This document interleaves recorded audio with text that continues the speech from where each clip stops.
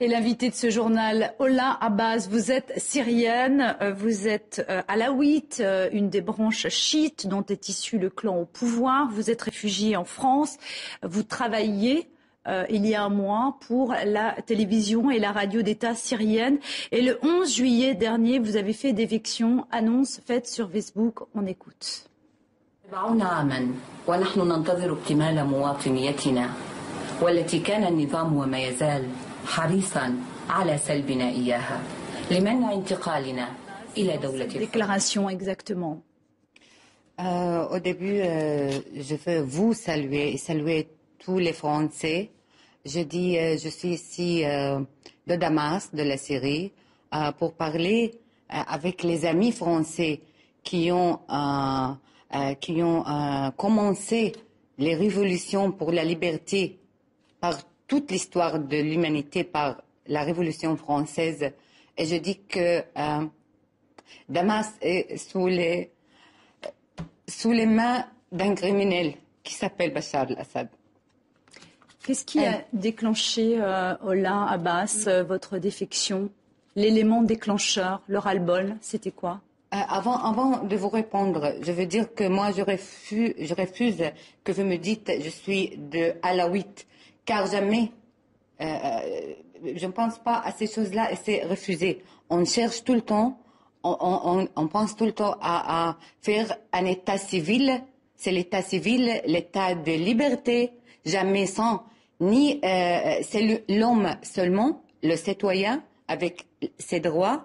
Et jamais on ne pense pas ni de quel c'est alawite, je ne sais pas. C'est refusé. C'est le régime qui a vraiment joué, qui a réussi hélas de jouer sur ce point-là.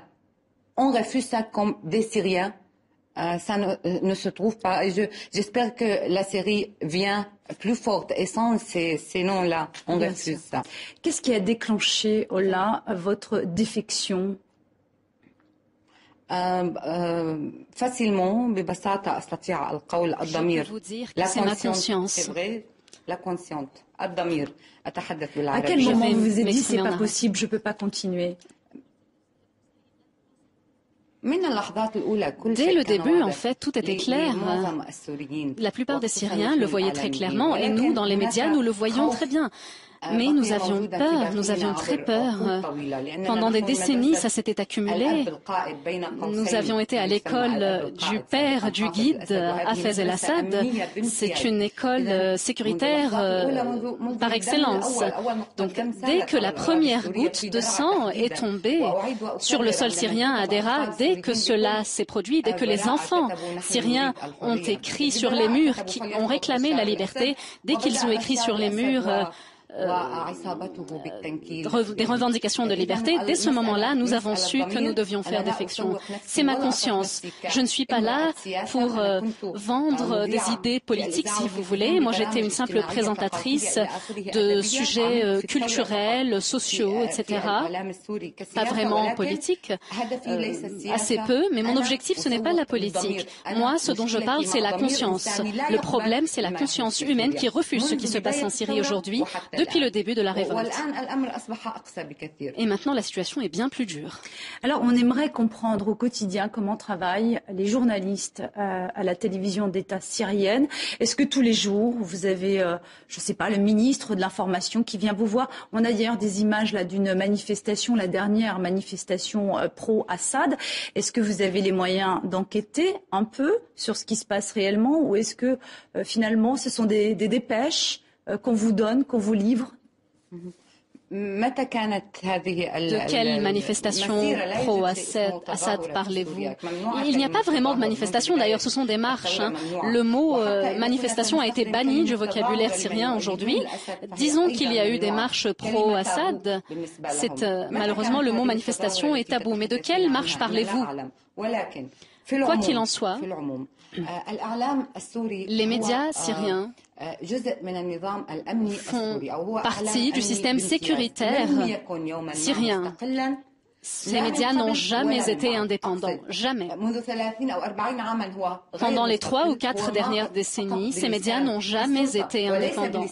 Ces médias sont le porte-parole du régime. Et depuis le début de la révolte, les choses se sont bien durcies parce que la liste des sujets tabous a augmenté, a grandi. Il y a eu des mots, des termes qui nous ont été interdits. Je me souviens très bien que pendant le 3e ou le 4e mois de la révolte, on a commencé à employer certains mots, certains termes.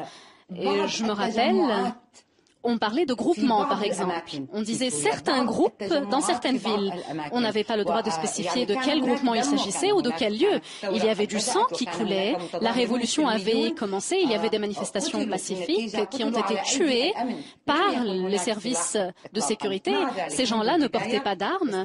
Et pourtant, le régime ou les médias de ce régime, ces médias dans lesquels j'ai travaillé malheureusement, eh bien, ces médias disaient des groupements armés, des groupements terroristes. Le mot terroriste était nouveau d'ailleurs. De même, le mot complot. On parle d'une sorte de complot universel contre la Syrie. Et puis on a commencé à jouer de cette corde, la corde de l'unité nationale, en rappelant le Liban, en rappelant la guerre civile, ce qui se passait en Irak également. Donc on a commencé à faire des comparaisons avec le Liban et l'Irak. Et évidemment, ça a un impact très fort, non seulement pour la population de manière générale, mais pour ceux qui travaillent dans les médias aussi, pour les journalistes. On vous fait peur, on vous ramène de nouveau au confessionnalisme, on joue sur les confessions, on joue sur le communautarisme, et je pense que ces détails sont vraiment très graves et nécessitent plus de réflexion. Aujourd'hui, vous êtes réfugié en France. Est-ce que justement vous avez peur pour votre sécurité ? Je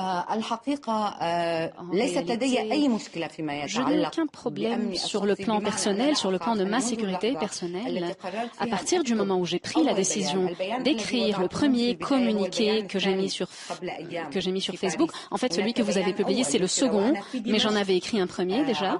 Lorsque j'étais à Damas, je l'ai écrit sur ma page Facebook.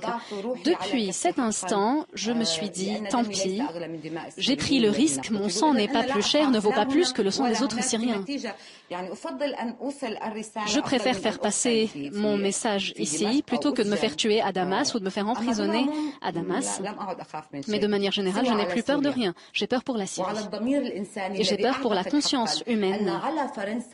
Je pense à ce niveau-là que la France doit défendre cette conscience humaine après cette révolution française qui est un symbole pour nous. C'est pour ça que je suis ici à Paris. C'est pour parler, non pas pour me réfugier. Merci beaucoup Ola Abbas en tout cas d'avoir été ici parmi nous pour témoigner. Merci de nous avoir rejoints sur le plateau de TV5 Monde.